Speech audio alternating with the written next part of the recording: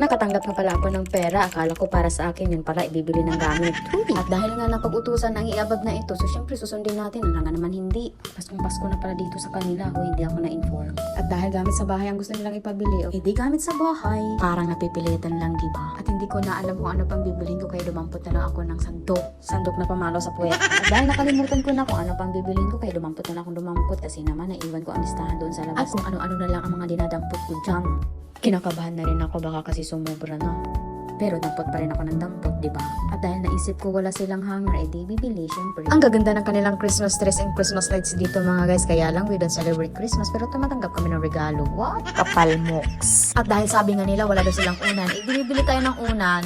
At ang pinaka-last nating bibilhin ay ang rice cooker.